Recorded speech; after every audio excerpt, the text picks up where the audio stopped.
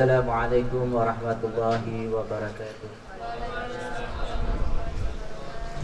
Bismillahi ma sya'allah, la yasriful khaira illallah. Bismillahi ma sya'allah, la yasriful su'a illallah. Bismillahi ma sya'allah, la ya'ti bil hasanati illallah.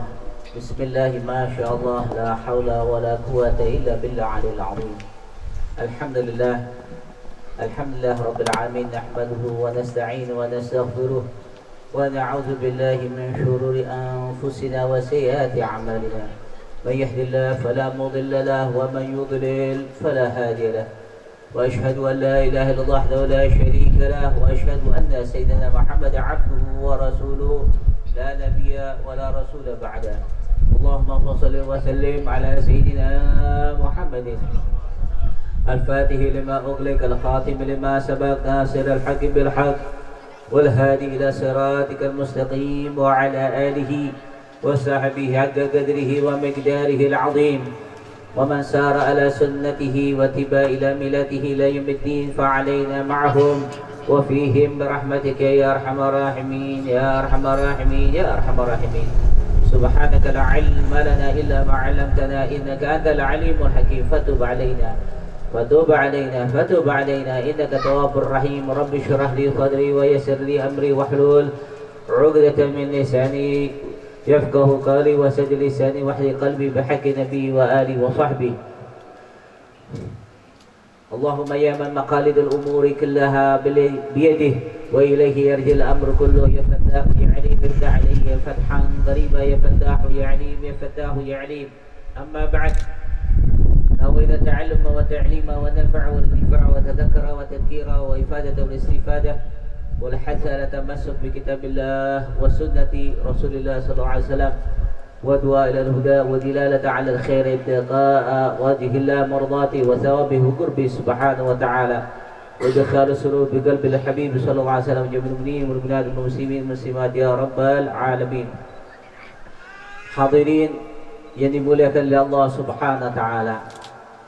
Alhamdulillah wa syukurillah atas karunia Allah Subhanahu wa taala yang mana telah menghadirkan jasad kita dan insya Allah menghadirkan daripada ruh kita, hati kita kepada majlis ini untuk menta'zimkan, untuk memuliakan sosok yang sudah mulia, yang dimuliakan oleh Rabbul Ibad Nabi kita Muhammad sallallahu alaihi wa alihi washabihi wasallam, yang mana telah kita mulai dengan bersalawat dan salam kepada afkharul mawjudat Nabi kita Muhammad sallallahu alaihi wa alihi washabihi wasallam, yang kita harapkan syafaatnya kelak di yaumul qiyamah di hadapan Allah Subhanahu wa taala. Yang kita harapkan di dalam majlis ini tidaklah kita beranjak dalam majlis ini melainkan hajat-hajat kita diijabah oleh Allah Subhanahu wa taala, dosa kita diampuni oleh Allah Subhanahu wa taala, maqam atau kedudukan kita diangkat oleh Allah Subhanahu wa taala, segala daripada kepentingan dunia dan kepentingan akhirat Allah ijabah semuanya. Dan insya Allah bagi yang jomblo dalam majlis ini dimudahkan daripada jodohnya, daripada yang dia rasakan pahit getirnya dalam kehidupan ini. Semoga Allah memberikan manisnya dalam beriman kepada Allah dan kepada junjungan Nabi besar kita Muhammad sallallahu alaihi wa alihi washabihi wasallam. Hadirin yang dimuliakan oleh Allah Subhanahu wa taala, ketahuilah kita hadir dalam tempat ini dalam pesantrennya Ustadz Hasan. Pondok pesantren adalah suatu wadah, suatu tempat yang mana mendidik daripada santri, baik santriwan dan santriwati, untuk mempelajari daripada warasah, daripada warisan yang terpenting, yang terbesar daripada Nabi kita Muhammad sallallahu alaihi wasallam, yaitu berupa ilmu. Bahkan bagaimana Allah Subhanahu wa taala mukhatiban li habibih sallallahu alaihi wasallam, bagaimana Allah Subhanahu wa taala mengkhitab daripada kekasihnya Nabi kita Muhammad sallallahu alaihi wasallam, sebagaimana tertera di dalam Al-Quran. Allah katakan dalam wahyunya, Rabbi zidni ilma. Ya Allah, Rabbi zidni ilma, tambahlah daripada diriku ilmu. Bayangkan, semua ilmu baik zahir maupun batin pasti akan bermuara daripada sumbernya, yaitu junjungan Nabi besar kita Muhammad salawatullah alaihi wasallam. Tapi tetap saja Allah mengajak, Allah juga mengajarkan kepada kekasihnya, junjungan alam Nabi besar kita Muhammad sallallahu alaihi wasallam, untuk meminta kepada Allah untuk ditambahkan daripada ilmunya. Maka daripada itulah kita sebagai umatnya hendaknya juga ada keinginan, ada bagian mengambil nasib yang terbesar daripada peninggalan Nabi besar kita Muhammad sallallahu alaihi wasallam. Tak kala Sayyidina Abu Hurairah menyerukan daripada sahabat yang lain yang mengatakan, ketika beliau masuk ke dalam pasar dan mengatakan kepada mereka, ada peninggalan Rasulullah, ada tarikah daripada Nabi Muhammad sallallahu alaihi wasallam dibagikan di dalam masjid. Berbondong-bondong mereka menuju masjid, tetapi apa yang mereka lihat, apa yang mereka saksikan, yang mereka lihat, yang mereka saksikan tidaklah daripada majlis-majlis ilmu, majlis-majlis zikir, daripada apa yang telah diajarkan Nabi kita Muhammad sallallahu alaihi wasallam. Dengan ilmu manusia akan hidup. Dengan ilmu manusia akan lebih terarah di dalam hidupnya, dalam menempuh ridha Allah dan untuk menyenangkan hati Nabi kita Muhammad salawatullah rabbi alaihi wa alihi wasallam. Maka beruntunglah kalian, terutama para santri yang daripada bimbingan Ustaz Hasan, bersyukur kepada Allah Subhanahu wa taala. Tak kala orang yang mempelajari ilmu dan jauh daripada ilmu, dikatakan oleh Syekh Al-Fatah Al-Musili, beliau mengatakan, alaysal maridu idza muni'at ta'amu wasyarabu wadawa'u yamut. Bukankah daripada seseorang andai kata terhalang dengan adanya daripada makanan, mengkonsumsi daripada makanan, minum maupun daripada obat, dia akan meninggal dunia? Maka secara umum dapat kita pahami orang itu akan meninggal dunia. Maka mereka mengatakan, bala, iya ya wahai syekh, wa kadzalikal qalb. Begitu pula hati seseorang di hadapan Allah Subhanahu wa taala, idza muni'a anhu al-ilmu wal hikmatu thalathata ayyam yamut. Begitu pula hati seseorang apabila telah terhalang daripada mengonsumsi daripada ilmu dan juga hikmah yang telah diajarkan, yang telah diwariskan oleh Nabi kita Muhammad salawatullah alaihi wasallam dalam tempo 3 hari, maka hati ini mati di hadapan Allah Subhanahu wa taala. Tetapi Masya Allah, para santri setiap harinya memiliki tartib untuk mempelajari syariat Nabi kita Muhammad salawatullah alaihi wasallam. Hatinya dalam keadaan yaqadha, hatinya dalam keadaan terbangun, hatinya dalam keadaan hidup di hadapan Allah Subhanahu wa taala. Bagaimana orang yang jauh di sana ataupun sekitar daripada pesantren yang tidak ada keinginan anaknya untuk memasukkan anaknya ke dalam pesantren untuk dididik, untuk mengambil bagian daripada dakwahnya Nabi kita Muhammad, daripada bagian daripada warasah dari warisannya Nabi kita Muhammad salawatullah alaihi wa alihi wasallam. Tidak masalah andai kata anak kita menjadi doktor, anak kita menjadi seorang profesor, anak kita menjadi seorang daripada TNI ataupun daripada apapun pekerjaannya, profesinya, tetapi yang ditekankan di dalam ini adalah bagaimana kalau andai kata dia seorang dokter yang beriman kepada Allah, seorang TNI yang mana berakhlak dan juga berakidah yang benar, ahli sunnah wal jamaah. Itu yang diajarkan oleh junjungan Nabi besar kita Muhammad sallallahu alaihi wasallam. Maka bersyukur bagi orang-orang yang mana di dekatnya, di lingkungannya ada pesantren yang mau mengajarkan anak-anaknya, untuk mengajarkan daripada buah hatinya, untuk tahu, untuk mau, untuk mempelajari daripada syariat Nabi kita Muhammad sallallahu alaihi wasallam. Bahkan selaras daripada perkataan Syekh Fatah Al-Busili yang mana dikatakan Al-Imam Syafi'i, "Fafuz bi'ilmin ta'ish bihi hayyan abada, an-nas al-mauta wa ahlul ilmi ahya'u." Maka beruntunglah bagi orang yang mana ada nasib, ada kemauan untuk mengambil daripada ilmu syariat Nabi Muhammad SAW. Dia akan hidup selama-lamanya.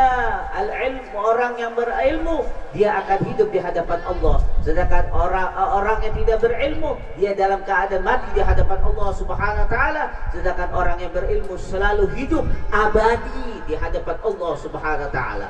Ketahuilah, mereka orang-orang yang saleh, orang-orang yang alim, mereka memiliki suatu timbangan yang besar, timbangan yang berat di hadapan Allah Subhanahu wa taala. Bahkan dikatakan daripada hadis Nabi Muhammad sallallahu alaihi wasallam, daripada tinta-tinta dari para alim ulama itu jauh lebih berat timbangannya daripada darahnya orang yang mati syahid sekalipun di hadapan Allah Subhanahu wa taala. Maka ambillah bagian yang terbesar daripada peninggalan Nabi kita Muhammad sallallahu alaihi wasallam. Sekurang-kurangnya kalau andai kata tidak mau memasukkan anaknya ke dalam pesantren, dukung pesantren ini, dukung daripada ustadznya. Agar apa? Kita mendapatkan nasib, mendapatkan bagian pula dalam untuk menyebarkan dakwahnya Nabi besar kita Muhammad sallallahu alaihi wasallam. Jangan pula sudah nggak mau mesantrenkan anaknya, tidak mendukung daripada ustadznya, tidak mendukung daripada pembangunan pesantrennya, yang ada mencaci maki, yang ada menghalangi orang lain untuk apa? Untuk join, untuk bergabung dalam kebaikan di hadapan Allah Subhanahu wa taala. Betapa sulit ya orang itu menjadi orang yang baik di hadapan Allah Subhanahu wa taala. Orang baik sekecil apapun dihitung pahala oleh Allah Subhanahu wa taala. Innallaha la yudhi'ul ajral muhsinin. Sesungguhnya Allah Subhanahu wa taala tidak akan menghilangkan kebaikan pahala daripada orang-orang yang telah berbuat baik di hadapan Allah Subhanahu wa taala. Maka daripada inilah, daripada ucapan saya insyaallah bermanfaat bagi saya dan juga antum sekalian yang telah mendengarkannya, maka dukunglah tempat ini, ustadz ini, pondok pesantren ini kelak insyaallah menjadi suatu amal baik, timbangan yang memberatkan daripada amal baik kita di hadapan Allah Subhanahu wa taala jalla jalaluhu wa ta'ala azamatuh. Insyaallah tidak lain dan tidak bukan niat kita untuk mendapatkan ridha Allah, niat kita untuk menyenangkan hati Nabi Muhammad, pasti akan menyenangkan hati Nabi Muhammad sallallahu alaihi wasallam. Karena apa?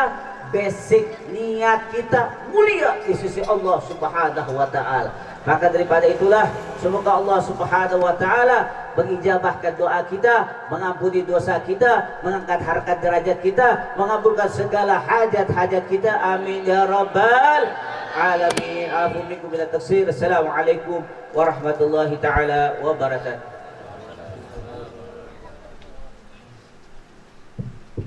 Bismillahirrahmanirrahim. Assalamualaikum warahmatullahi taala wabarakatuh. Alhamdulillah nahmaduhu wa nasta'inuhu wa nastaghfiruh wa na'udzu billahi min shururi anfusina wa min sayyiati a'malina. من يهده الله فلا مضل له ومن يضلله فلا هادي له. اللهم صل على سيدنا محمد وعلى آل سيدنا محمد كما صليت على سيدنا إبراهيم وعلى آل سيدنا إبراهيم إنك حميد مجيد. اللهم بارك على سيدنا محمد وعلى آل سيدنا محمد كما باركت على سيدنا إبراهيم وعلى آل سيدنا إبراهيم حميد مجيد. اللهم ترحم على سيدنا محمد وعلى آل سيدنا محمد كما ترحمت على سيدنا إبراهيم وعلى آل سيدنا إبراهيم إنك حميد مجيد. اللهم وتحنن على سيدنا محمد وعلى آل سيدنا محمد كما تحننت على سيدنا إبراهيم وعلى آل سيدنا إبراهيم إنك حميد مجيد. اللهم وسلم على سيدنا محمد وعلى آل سيدنا محمد كما سلمت على سيدنا إبراهيم وعلى آل سيدنا إبراهيم إنك حميد مجيد في كل لحظة أبدا عدد خلقه ورضا نفسه وزنة عرشه ومداد كلماته. Alhamdulillah Rabbil Alamin. Segala puji bagi Allah Subhanahu wa Ta'ala yang telah mengumpulkan kita pada siang hari yang berbahagia ini, pada satu majelis yang mulia ini, dikumpulkan bersama orang-orang yang mulia, bersama para thalabatul ilm, para penuntut ilmu. Ilmunya siapa? Ilmunya Nabi Muhammad SAW. Kita mungkin tadi sudah banyak disampaikan oleh Habibana Abdullah Syafiq.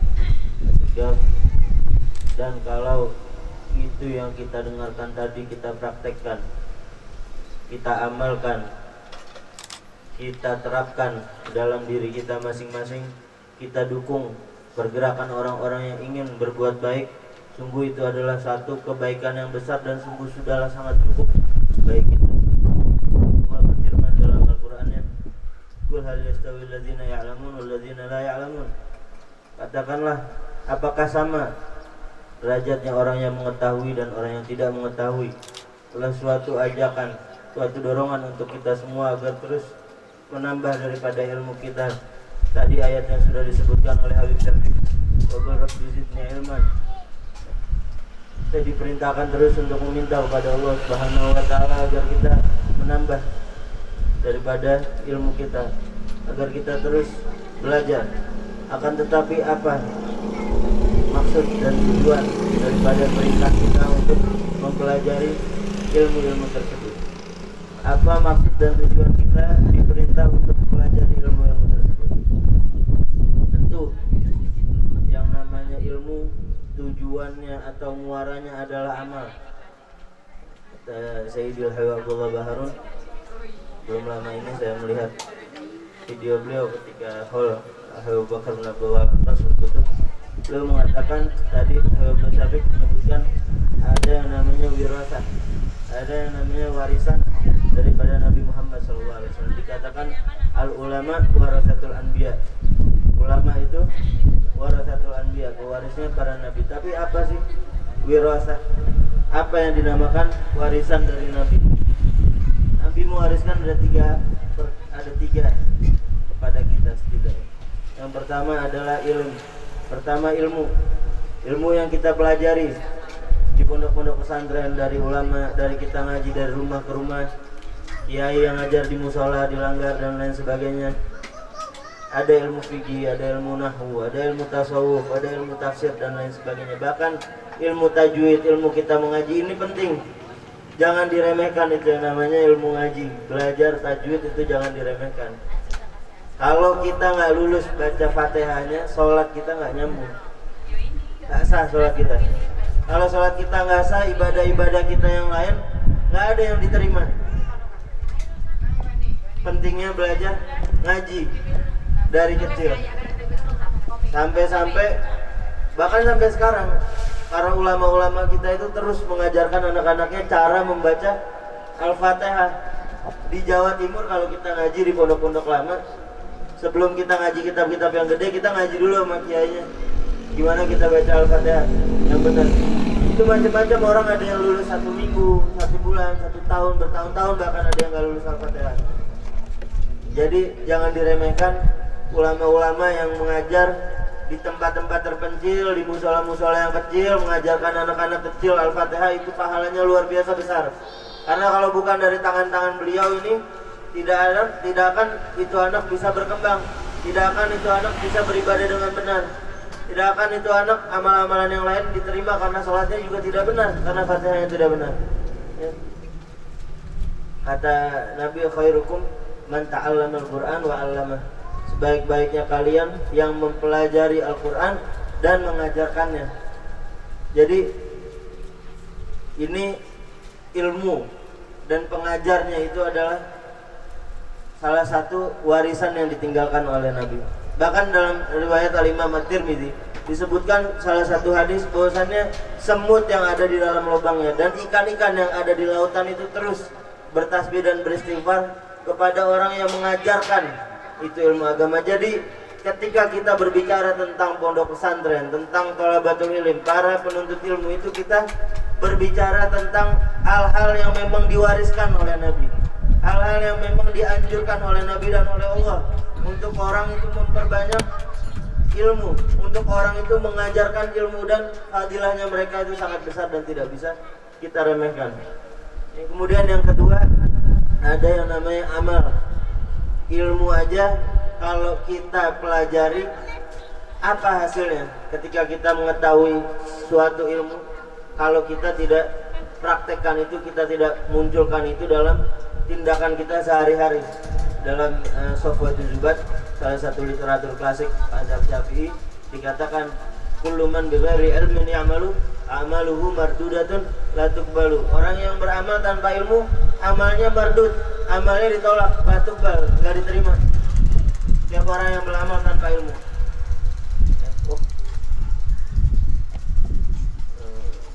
Fa'alimun bi'ilmihi lam ya'malan mu'adzabun min qabli ubadin wasan. Orang alim yang tidak mengamalkan ilmunya, mu'adzab min qabli ubadin wasan. Kata Imam Ibn Arsalan, orang alim yang tidak mengamalkan ilmunya itu akan diazab nanti oleh Allah Subhanahu wa taala sebelum para penyembah berhala itu dimasukkan ke dalam neraka. Itu di hadis disebutkan dalam Sahih Muslim, satu riwayat di mana ada satu ketika yang dimasukkan ke dalam neraka itu para orang-orang yang berilmu.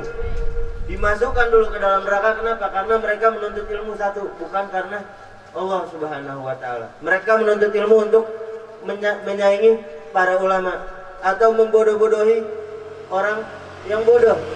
Au yasrifa bihi wujuhan nas, atau dia ingin memalingkan wajah-wajahnya orang, ingin jadi terkenal, ingin jadi dipandang orang, ingin mendapatkan hal-hal yang dia inginkan di dunia ini karena dia mempelajari ilmu tersebut. Atau ingin dikatakan dia itu qari, orang yang pintar ngajinya, orang yang alim dan lain sebagainya. Ini orang-orang yang pertama akan dimasukkan ke neraka. Itu disebutkan di dalam Sahih Muslim. Kelak akan dikatakan oleh Allah Subhanahu wa taala, kalian alim, tapi kalian sudah mendapatkan sebutan itu di dunia. Kalian sudah dibalas itu di dunia. Jadi perkara kita belajar, perkara kita menitipkan anak di pondok pesantren ini bukan perkara yang mudah. Setelah kita ajarkan mereka, mereka harus kita ajarkan cara beramalnya. Ada 3 tadi. Saya nggak mau panjang lebar, saya mau sedikit padat dan jelas supaya kita sama-sama pulang dari tempat ini kita tahu apa yang kita dengar hari ini. Kalau terlalu banyak akhirnya hilang semua. Ya. Ada yang pertama ilmu yang pertama tadi. Itu asas semuanya. Kita harus beramal dengan ilmu. Kalau nggak, amal kita nggak diterima. Yang kedua, amal. Kalau kita nggak mengamalkan ilmu-ilmu yang kita dengar, percuma. Al ilmu bila amal kasyajar bila thamar.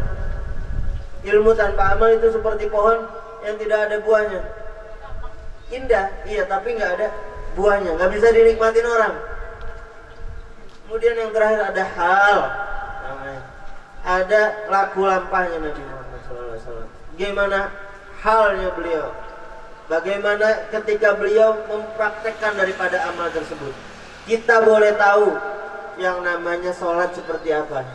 Tapi apakah benar salat kita? Apakah sesuai sebagaimana perintah Nabi, shollu kama ra'aitumuni usolli, salatlah kalian sebagaimana aku salat. Banyak para ulama itu sampai ada yang mencatatkan sunnah-sunnahnya salat. Dalam satu rakaat, fi kulli rakaatain khamsamiyah sunnah.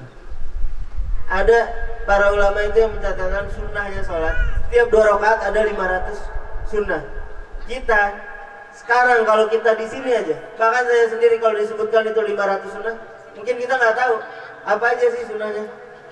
Meletakkan tangannya seperti apa, berdirinya seperti apa, memandangnya seperti apa, membacanya seperti apa, dan lain sebagainya. Ketika kita mempraktekkan daripada hadis shollu kama ra'aitumuni usolli saja, itu yang kita dapati bolongnya banyak di kita. Ini orang yang belajar, apalagi yang nggak belajar. Ada hal di situ. Sampai dalam satu ayat, qad aflahal mu'minun alladzina hum fi sholatihim khashi'un. Bukan sembarang orang yang sholat. Yang berbahagia itu bukan sembarang orang yang sholat. Qad aflahal mu'minun alladzina hum fi sholatihim khashi'un.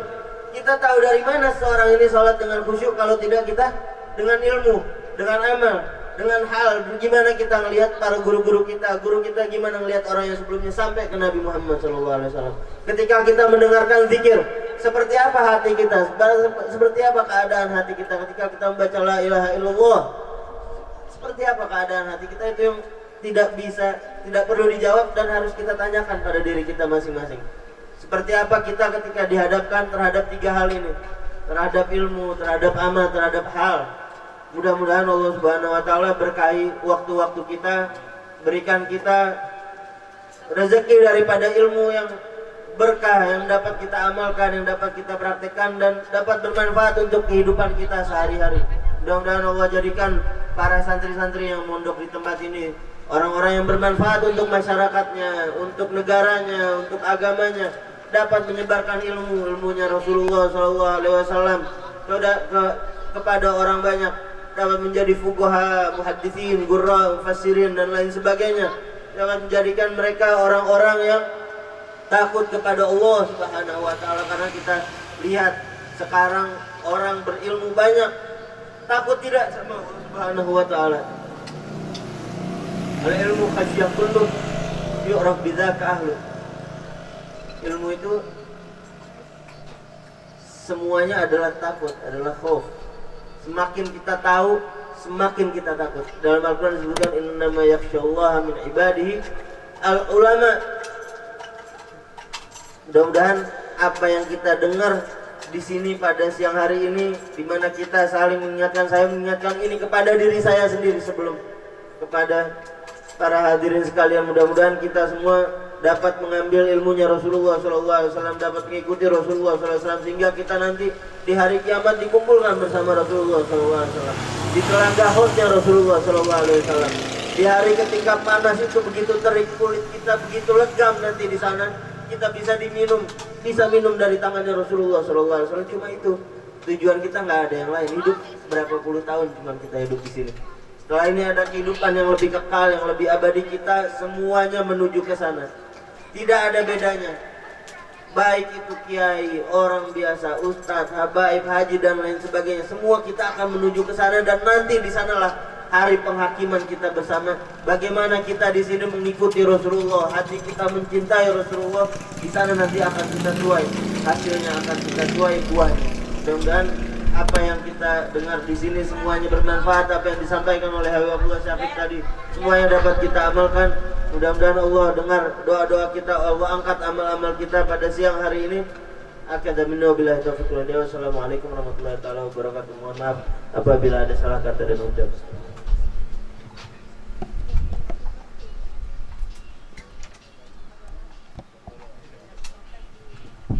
Allahumma barik li hadzal mahfal, barik talabat hadzal mahfal wa akhrik wa antum minhum ulama fuqaha muhadditsin mufassirin. Allahumma waj'al minhum da'iyan ila Allah, da'iyan ila Rasulullah sallallahu alaihi wasallam, muhibban lin Nabi Muhammad, muhibban lil ulama, muhibban li ummat sayyidina Muhammad,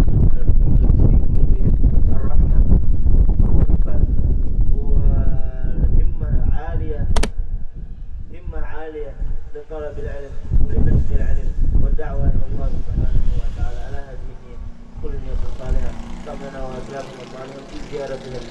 الأماكن والمعاهد والأربطة لطلب العلم على هذه النية كل نية صالحة وعلى حضرة النبي محمد صلى الله عليه وسلم سر الفاتحة.